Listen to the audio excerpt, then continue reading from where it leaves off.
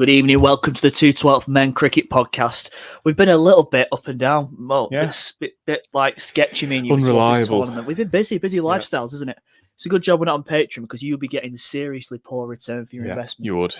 So we can only apologise if that. So I actually got a comment from a guy I play golf with, a distant guy I play golf with. He said, "Are the 212 men dead?" Yeah. We're not dead. We're very much still alive. The odd, Hibernation. the odd like medical issue here and there. Yeah. A few hangovers thrown in, but very much alive. And surprisingly, you might not think, but being a lot closer to this cricket tournament, a lot of people might think. Where are we at? Well, England are out. Yes. I think the last podcast we did we have like a make or break against South Africa, which didn't go too well. Yes. I think we were all out by the time I got to the boat match. I think we were two games they set us like 400 to win. Yes. Classen hit that class 100. Yeah. I mean, do you just want to get straight into England and do a bit of a post-mortem? Yeah. I mean, as we film tonight, the Christmas lights are on in Monton where you live. Is your tree up yet? Nope. No, mine's not up yet. But we're getting to that time of the year, and cricket is always on, and it forever will be on at every given slot that the months allow. But we're in the stages now where we've got the 4 semi-finalists. We've got Sri Lanka. We've got South Africa, Australia, New Zealand, and of course India that have just been romping, haven't they? But I think we should turn some immediate focus to England because I think a lot of people tuned into us for our England sort of assessment on this. So, I guess, Bob, what do you make of it? Well, it was a sorry performance, wasn't it? Really. The longer it went on, the worse I wanted it to get. It was one of those. It felt like an Ashes series where a bit like when Bolton played Stoke at Wembley. Yeah, and I got to the point where it's laughable. Oh yeah, it was just like a case of like, let's just see how many they can slot in now. Yeah, I'm past the point of care. I'm at the apathy stage. Becomes sadistic. Yeah. They just did not get it right. They never had a settled team, never had settled tactics. It felt like the pre-2015, pre-Morgan type of performance. There's lots of bit parts. Where does Livingston fit? Does he bat 7? Does he bat 5? Do we have Alian Livingston? How do we get another bowler into the team to compensate for Stokes' injuries? Do we go with just 5 bowlers? They just couldn't pick their poison really when it came to picking a first team, and therefore never any consistency. Any shining lights? I suppose Dawid Malan didn't do himself much harm, although he's not been selected for the West Indies in December. Stokes obviously showed a bit of class with some of his performances. Cricket's the only game where you can fail miserably and get sent to the Caribbean. Yeah. Yeah. Do you want my take on it? Yeah, go on. The more I sort of look at it, and the more you see, I feel like there's a lot of people out there. Nasser Hussain's quoted something about the Ashes schedule. The commentators, and especially the England-centric commentators, seem really they're trying the best to sort of conjure up what an actual reason for this is. I put it down to I think England have simply just been. I don't think they're a terrible side. I think they've simply just been poor for a long stretch of this tournament. And I think if you look towards their performance against the Netherlands and Pakistan, it proves that they kind of had it in them. If they wanted to perform. Granted, I do think a lot of people are coming to the end of the road in their careers here. Yeah. So I put it down to, well, a string of poor performances. And I do sort of question, I don't think this is intentional, a kind of how much some of these players place the importance of this tournament in this stage in their careers. And then you can put on the shirt and you can smash the badge and you can do all the social media pictures where, you say we're ready for this and, and you're gearing up for a big tournament in India. But I think a lot of traveling, IPL around the corner, a couple of them thinking Ashes just gone. I just wonder where the fatigue sets in, particularly with, I look at people like Joe Root, who's just, undoubtedly one of the world's best batsmen. Yeah. But for some reason, this tournament just looks that one tournament game too many. Yeah, it feels like a tournament that we were ill prepared for. The schedule's probably the defining factor for that lack of preparation. The fact that we've come good in the last 2 games of the group stages kind of shows that if we had a few more warm-up games, we probably... And, it looks a bit something like, Stokes coming out there, expressing himself. You kind of think like, it wouldn't be unimaginable if they, this had been a month later, a month earlier, to see him doing this against an India and Australia. Yeah. Do you know what I mean? The timing is just the stars haven't been aligned for England, have they? And I kind of feel like as a nation we're all a little bit at peace of it. I know a lot of people that just simply haven't tuned into this tournament because the timings, it being in India, just a little bit. We got very high on the Ashes, didn't we? I don't feel that the next we've got a point here saying who's to blame. I don't think people have got bated breath to start chopping heads, really, have they? I think people are just kind of a little bit like, well, if there's a new generation to come, thanks very much. It's been good. It's been emotional. Butler and Mott, though, as captain and coach, succeeding Bayliss and Morgan. Yeah. To what extent did he need to take responsibility? To what extent can they live up to the two that went before? I was discussing this with a friend of mine about Matthew Mott, and he's managed two high-performing sides. I'm talking about Australia women and England. I don't know about his previous coaching career. I'm not paid enough to do that. But he kind of was always going to experience this sort of downward spiral, I think, because he couldn't just inherit a World Cup winning team and just take an axe to it, I don't think. No. He kind of had to let it... I mean, the World Cup, T20 World Cup kind of took care of itself a bit, didn't it? There was a winning machine there. Players like Alex Hales that are just, monsters in that format. Still, obviously, I think an odor of Owen Morgan in that team a little bit, despite Morgan not taking over. Moeen Ali there as vice captain. It was kind of all bases covered, weren't it? Yeah. And I kind of feel like the gasoline tank on that spirit of, with obviously throw in there the lack of preparation time, had kind of just come to a grinding halt at the right time. It felt kind of, you said before this tournament that you think England might crash and burn, didn't you?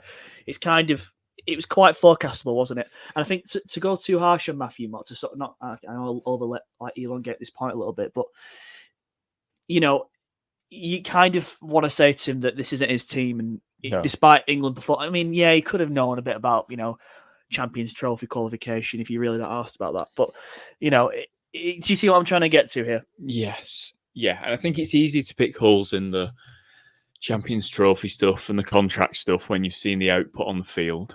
Nobody expected a capitulation to this level from England. They were second favourites. They probably are in the top 4 best 11s, really, on the day. Still, one of the world's 10 best. games against most of these teams, and you'd fancy him to win most of them, wouldn't you? Yeah. Bar India. But they haven't shown up. There's felt like it's not felt like the settled side that we had in 2019. I always think of Milan and Willie. They're very much the players that everyone wants to get out of the team first drop.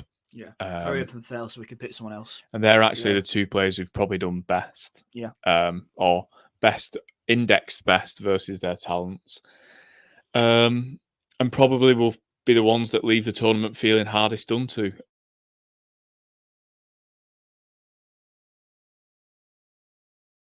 It looks like they're moving on from him. It just feels like it might be a little bit disjointed from a management perspective. And I think Rob Key has kind of taken some responsibility. Said that he's prioritised Test cricket. Yeah. He's always said to Mott and Butler that they're second in the rankings when it comes to players. Mm-hmm. That's probably why the players haven't had the preparation that they've had. Yeah. So they probably just played the cards they were dealt. Other teams had better cards. Yeah. I do think Australia are much better at turning up in a tournament. We're not good at this. We have to plan 4 years in advance to win something. I think every nation to an extent has got a tag against them. So I think India have got the a kind of like burden that they're going to have to overcome in the semi-final and final, where the weight of expectation is beyond anything that any other nation will have to contend with. South Africa have got to shake off this semi-final choking tag they've got. Australia have got, for me, one of the best. They're a bit like Liverpool in the Champions League. You know what I mean? You can throw a team together. It's quite familiar. I gave them a bit of criticism earlier on this tournament when they got off to a really sloppy start of saying it's all a bit samey. Warner, Stark, Hazelwood. It's kind of just like Well, that's what they're good at, isn't it? It's like the Marge Simpson episode where she constantly changes her jacket and sews it and brings it back. But England's identity, and this is a good thing and a bad thing. And I said it to you when we were having some tea downstairs. They are very much a Phoenix nation. They crash and burn. They come back roaring. They claim to invent a new format of the game or a new ethos of play, and they piss off everyone off in the making. They dominate for a little while, and then they slowly zimmer out and crash and burn, and the process gets repeated again. Yeah. And I kind of think throughout our lifetime, we're both 30 in 2024. Happy birthday! That this is just the nature of the makeup of the structure in this country. And I think it'll be a nice shock to the system, and probably a productive shock to the system for the Bazball ballers on the other side of the fence, that they've got India coming up. There was a lot of hubris around English cricket, talking about saving What's Test hubris cricket. mean? Overconfidence. Right. Pride comes before a fall. Well, we've had the fall. Like your maths tests. Yep.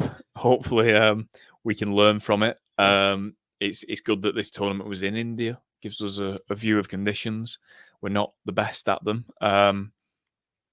History shows that. I don't know. Yeah, it feels like it needs a reset with a couple left over. Who would you move on from? Who are the players that you would keep around? Who would you move on from? There's obviously a T20 World Cup in June. Yeah, it's a World Cup every 9 months. It feels. Yeah. Well, your low hanging fruit's Milan, isn't it? So are you getting rid of Milan? I think Milan has hinted about exploring other opportunities, which are obviously financially best for him and his family, which everyone's made the peace with, that this is the way of the world. I'd really like to see Phil Salt more included. Yeah. So I think Bairstow is obviously, without doubt, across format, one of England's strongest batsmen, of course. So I'm very much happy there. I think Harry Brook's got to be a centrepiece. I think I was a bit disappointed how little he was, kind of explored in this tournament. I think we probably went overcautious with stick to what we know kind of thing. So Harry Brook very much there. And I think bowling wise, they probably got to look at more of a long-term investment in a spinner, whether that's Rehan Ahmed. Yeah. Whether that's, I think, the pace attack did seem a little bit, how do we say, a bit mature at times. Mark Wood, a bit worried about overusing him, to be honest. Yeah. It's time you got carted about a bit. The effort was there. I think, you can't blame him. I think there's times where he had better moments in this tournament where he's bent his back and got some decisive wickets. But on the whole, I think our bowling was undone. Yeah. So I think there's some changes needed there. I think the thing is, with Topley, been really well transitioned into this ODI team. Worked tremendously hard, but again, we've had 2 tournaments where we've lost into fitness. Yeah. And, as much as bowling, it can be a bit of a lottery when it comes to fitness. I think England probably have to look a little bit around at other nations and how they've managed to preserve bowlers. And not just that, it's just managing the workload of these bowlers. Yeah. South Africa have, despite all their players being such high in demand for franchise contracts, they've nicely formed together in this tournament, haven't they, to make the best balanced South Africa team I can think of since, Graham Smith days. Yeah. Yeah, it's true. Do you think? So just to, because I waffle on a bit there. Yeah. Phil Salt, Harry Brook, Rehan Ahmed, and perhaps some young pacers. Yeah. So I suppose ahead of the T20 World Cup in June, I probably wouldn't change much. I'd move Milan on, but you'd want Bairstow in there. How soon it is? Yeah, 6 months. Yeah. So they're not getting much older in 6 months' time, are they? So you want Butler in there, you want Bairstow. You're probably not going to have Stokes. You don't want Milan, but you'll want Rashid there. You'll probably want Ali there. So I don't think Ali's going to be there, is he? I think Ali will be there in June for the T20 World Cup. I think he's in the T20 squad to go to West Indies. I don't think he'll be there for the Champions Trophy and then the World Cup in 2027. Although the Champions Trophy is only 2 years away, you probably need to use that as a platform like they did in 2019 to bounce off into the 2027 World Cup. So my batsman that I'd be really keen to get in would be Duckett, Crawley, Salt and Jacks. I'd get them all into the squad, probably pick 3 out of those 4 as the basis for the top order. You would definitely back Brook. I would probably keep Butler. I think you need a bit of continuity. He's not majorly old. I think there's an argument you could keep Root. He's not going to be playing loads of franchise cricket. I think he's only 32. So he's one of the younger ones of the golden era. The golden era. So you I could hate that phrase, you. Yeah. So he'd be 36 in 2027, 36, 37, which is the age that Moeen Ali is now. So he could realistically make it. So you probably want to keep him at 3. Keep Butler.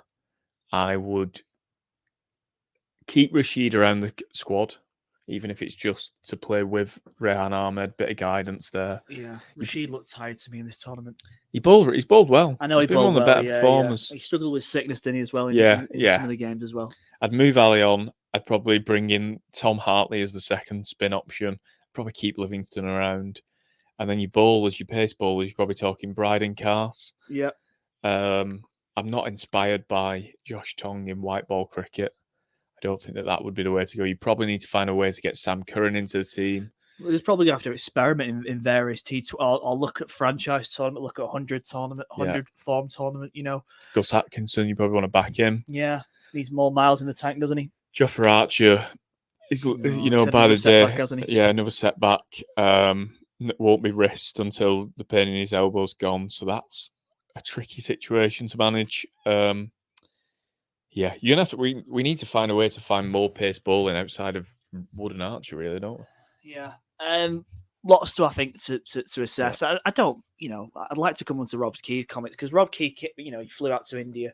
He's done an interview. Was it with Nasser? Was it Michael Aberton in some garden in India?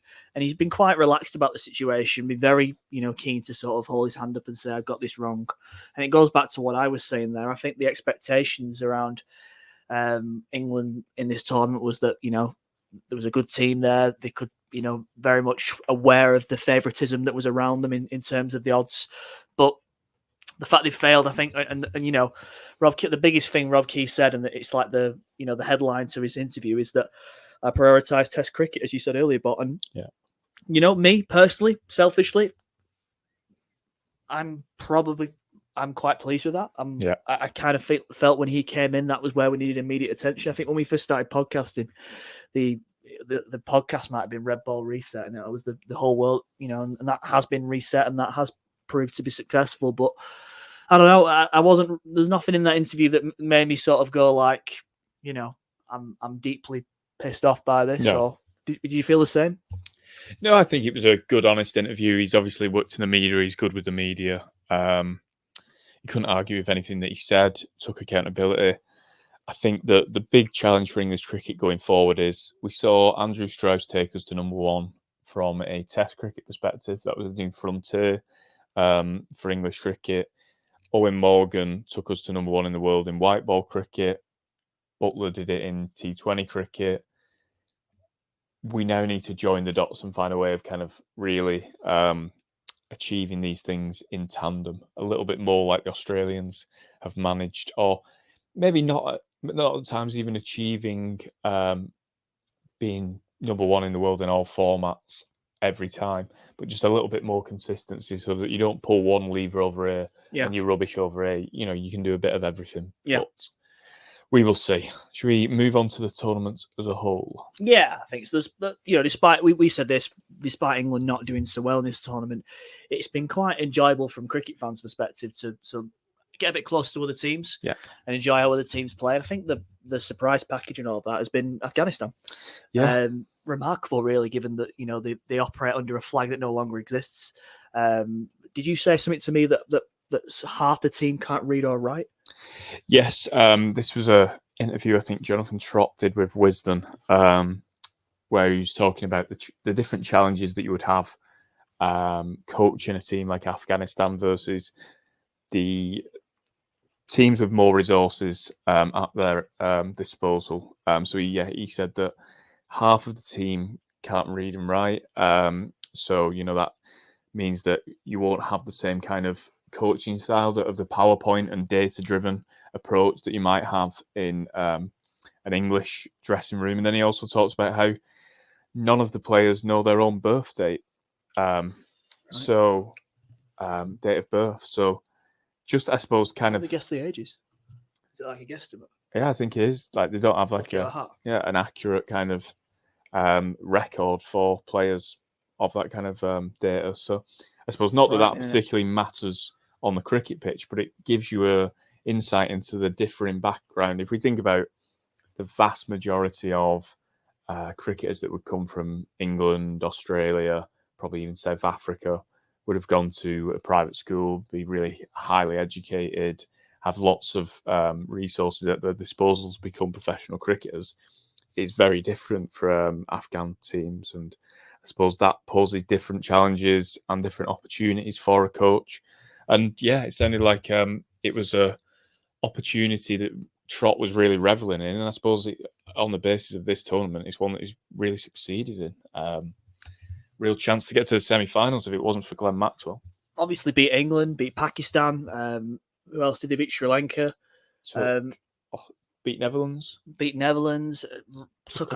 come on to Glenn Maxwell in a minute, but bloody the nose of some big teams, and it's a really good advert to show how far associate nations have come, isn't it? Even the Netherlands have sprung a few surprises here and there in this tournament, haven't they?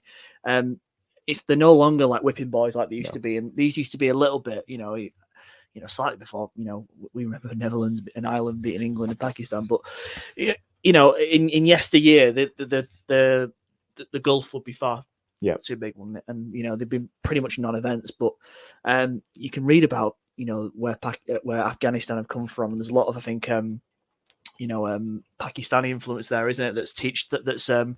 That's brought cricket to the nation and almost developed to be a national sport in a time where there's been much crisis in the country. And I think where they're at now is obviously that they seem to get better every tournament, don't they? So I think Kevin Peterson once did a really good interview on TMS. He said that what we want to see more of from Afghanistan now is batsmen.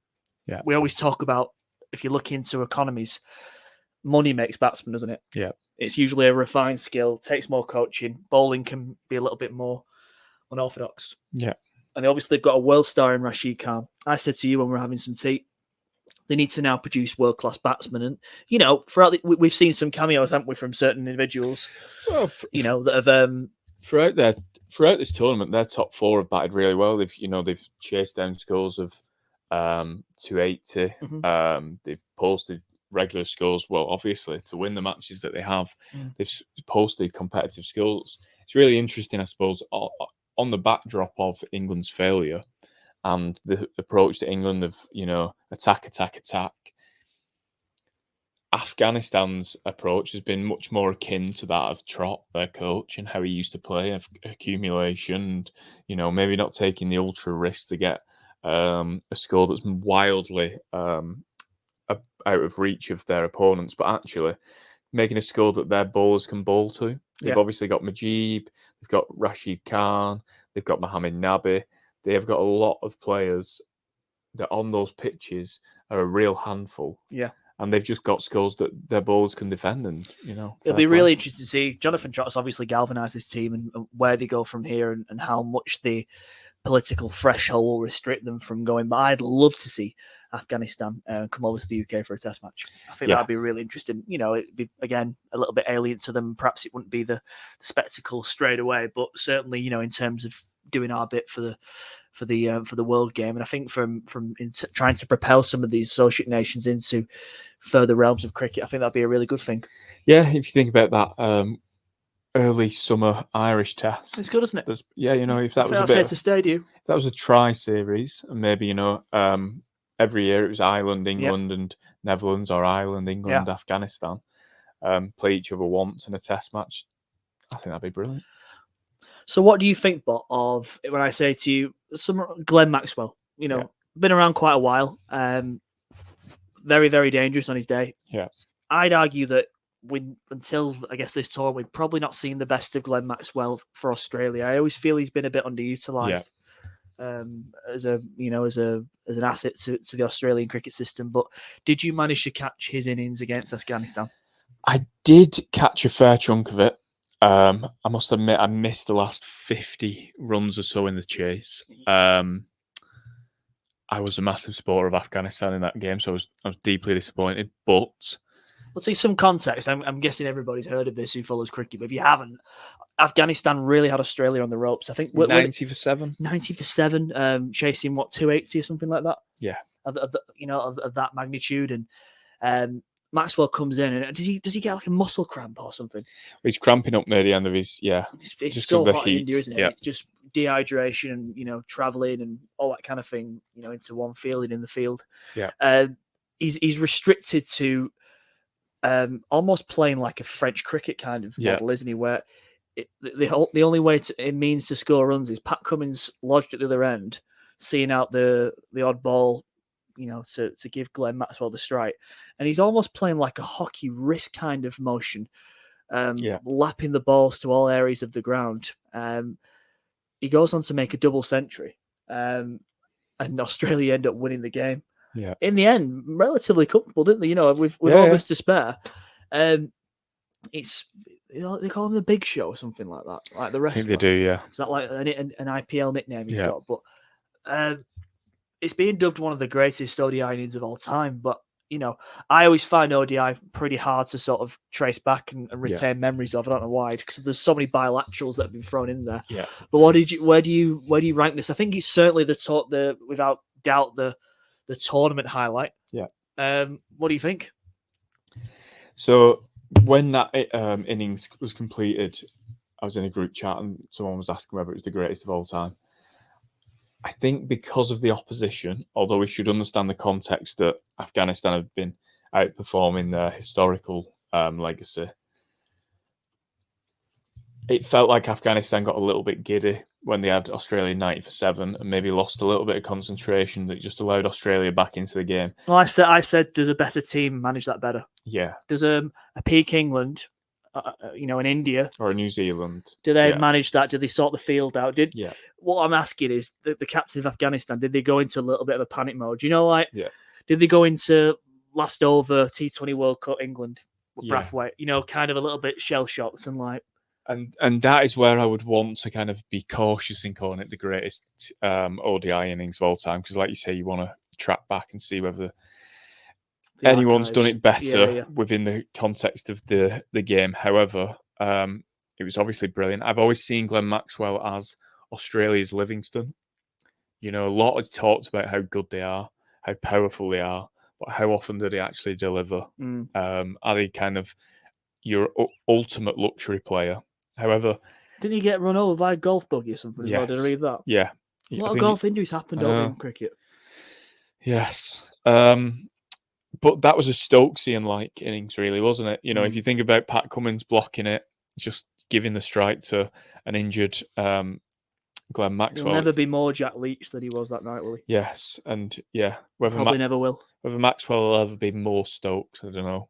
Australians probably won't thank us for making those comparisons, but it is kind of. Those are the performances. The Aussies have dined out on this already, dubbing it the greatest innings of all time. I kind of with you a little bit.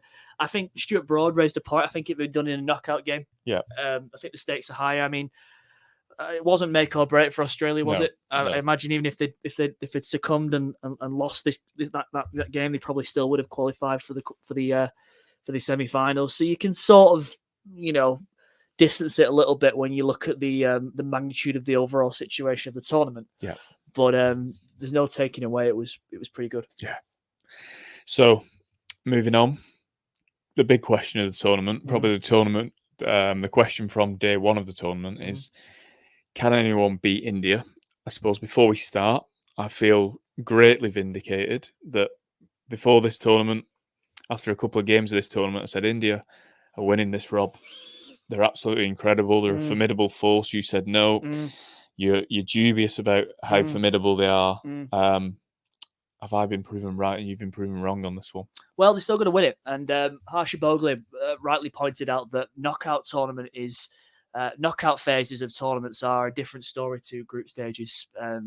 India have lapped up the big home crowds. They've dazzled. They've impressed. They've been like Harlem Globetrotters of cricket, haven't they? The cup, there's no doubt they are covered in all areas. I think the Panya injury has kind of made them have to rejig things a little bit and could potentially cause some selection headaches in these final stages of the tournament. But you are without doubt, they are looking pretty formidable.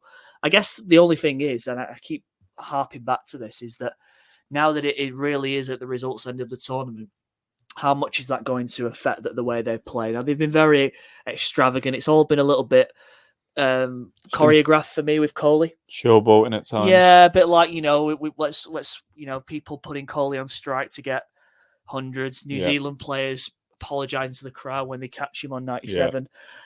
I don't expect that to carry through to these final stages. New Zealand have got lots to make up on, haven't they, from previous tournaments. Australia will give out no favours. South Africa are hungry for blood. They sense an opportunity. Yeah. So, I don't expect them. I might be completely wrong. They might completely blow away both the oppositions that they face, but I expect a little bit of squeaky bum time to come in at some point. Yeah. And by the way, the ironic thing is, of all the times where India probably looked less comfortable, it was actually against England. Yeah. When England got off to a good start, I think Willie got Coley early on. Yeah. And before looking a little bit shakier, England obviously collapsed, and that's just England things, isn't it? But answer your question, I do think, and we'll come back to how we can improve this tournament. These final games where the job's just there to be done. I don't think anyone didn't expect them to get to the semi-final, so they don't think they've exceeded expectations. No. I just think it's the magnitude in which they've done it. This is where they now have to meet expectations, isn't it? Yeah. Yeah, I agree with you there. I think that the only way you beat them is you put them in first to bat. You probably need one of Stark, and so they've got New Zealand in the semis, aren't they? So you'd need Stark or Bolt to rattle them. It is cutely timed, Nick, because you've got that classic Australia-New Zealand semi-final, haven't you? It's South Africa, Australia. Sorry, South Africa. That's what I meant. South Africa, Australia. You've got a bit of a voodoo, a bit of like a monkey on the back for South Africa there, haven't you? That they've got to overcome, and it's sort of the smallest nation, bar Sri Lanka, I think, in terms of size. Yeah, on the Caribbean, maybe in this tournament. They're always considered like Australia's poor relative New Zealand, aren't you? In nice, semi-final that India would expect to bulldoze and then get the big Aussies or the masculine prettiers in the final. Yes, I imagine the way it'll go is I think that the semi-final will be relatively easy against the Kiwis. I don't think the Kiwis can match them. They peaked very early, didn't they? Yes, they did. And they've fizzled out a little bit. It's been very much. They've had a lot of injuries. Yeah. So I think New Zealand would do very well to beat them in the semis, and I think ultimately the only team that can beat them in the final is Australia. It's the old, who do you want to cheat on your missus? Who do you want to take your missus off you? Yeah.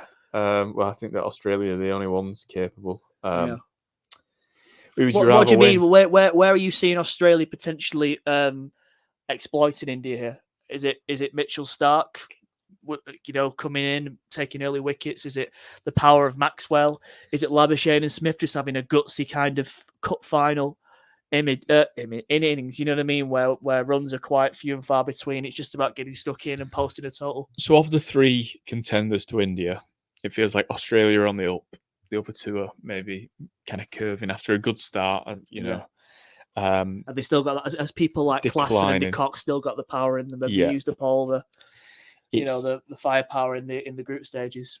Your Warners, your Marshes, your Smiths, particular, are the ones who feel like they could turn it on. Maxwell's there is the danger. You've Smith's got Stoinis. Hit the winning runs in a final before, hasn't he? Yeah, Stoinis has did very well for them in the final of the T20 that was in the COVID in Abu Dhabi, Dubai. And then, yes, the bowling lineup, they've got a settled ball. Why do I think Australia could beat them over the other two? It's because Australia is Australia. The other two haven't won it. They would have equal pressure in a final of India. Beating India to win the tournament for the first time for New Zealand and South Africa would be huge. For Australia, it's just kind of turn up. It's all upside in it. There's no downside. I think if Australia were to win this, it could rank as one of Australia's best ever cricketing moments. Yeah. Winning India a World Cup.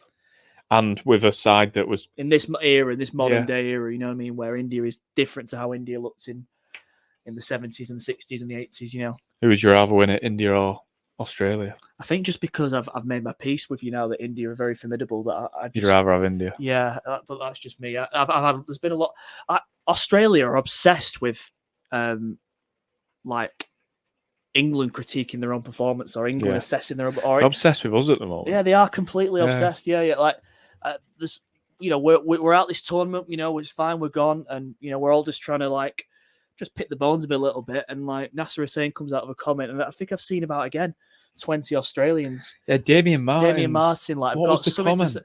Nasser Hussain said they're a bit tired after the Ashes or whatever like that. And I think there's more context to it than that, but straight away they're onto it. Merv Hughes, it's relentless. And by the way, there's still going on about the spirit of cricket. When I think who was it? I sent you was it an Australian journalist? I think the Angelo Matthews situation being timed out. He straight away switched that onto England. I'm thinking, where are we involved in this? And that was quite interesting to veer off. But that was quite interesting in quite a way. The spirit of cricket being brought up and England not being there as the kind of pinata. Arbiters. Yeah. So Australia, I probably agree with you. I mean, I saw a lot of power in South Africa, but I'm asking much of them to try and shake off that tag of choking in final stages of tournaments. They're good at rugby. Yeah. Maybe we should get the rugby team in. Yeah, I'd be surprised. I'd be surprised with South Africa or New Zealand, but you never know. We can dream. Okay, so this tournament feels like it's been going on for 30 years. Yes, months.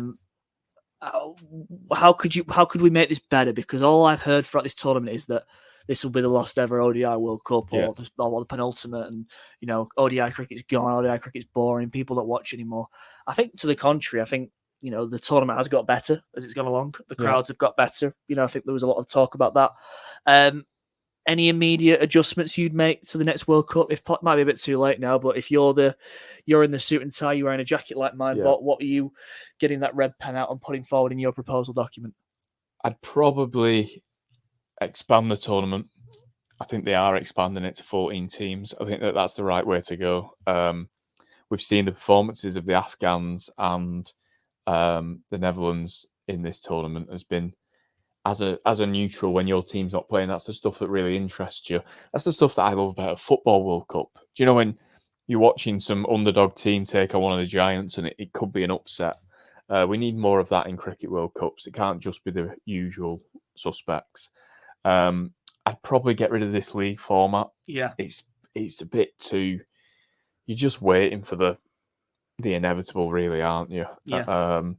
I'd probably go to some kind of group format with quarterfinals and semis. I know that makes it harder to force in a Pakistan-India fixture, but I'm sure the ICC will find a way. More knockout cricket for me. Yeah, more teams would be good, but I do think cricket's at the stage now. If it really wants to put itself on a platform and it really wants to keep this format alive, and Test cricket's got to think of similar innovation. I think it's more teams, but you've got to try and the World Cup is the phrase. We can call it. We've got Champions Trophy coming up, haven't we? Is that going to be T20? Well, they're talking about it potentially being a T20, which is just getting daft. Well, we've got to reduce the time. I think 50 overs is probably yesterday's. Shastri says 40 with I can one live ball. with 40 with one ball. Yeah. We'll take that. But if it's going to, the point I'm making is if it's going to be the World Cup, rugby does it well. Rugby ties it into being similar to the World Cup where it has group stages and it goes to a knockout stage, etc. I think we should do that. I think it'd be nice to see whatever. If you get like how many top nations are there in the ICC? If you called it 10 or 12, there's 10 teams in this tournament, aren't there? Yeah. Who's not there? West Indies aren't there. So you let them back. Let's get the West Indies back. Ireland aren't there. Let's get Ireland in. With Zimbabwe, Scotland. Yeah. And you can put them in the group of their own. You can start to add some more associate nations. I think the Olympics will be a big eye opener for this tournament. Yeah. When that comes around, if cricket gets the green light for the Olympics, I think that the ODI World Cup will have to find a way of modifying itself because cricket will be then on the world stage, won't it? The world stage in which it goes to further parts of the world it's not seen before. So I think I'd like to see more initial group stages and then a bit more like Champions League where you get round of 16 and round of 8. Yeah, maybe you what could you do? You could do 4 groups of 4, couldn't you? You had 16 teams in there. How could that work? And then quarterfinals, semi-finals. Well, I think the Scotlands and the Zimbabwe's, the more, and the West Indies now, even the more lower ranked ODI teams would probably have to make the peace with being with an India in a group.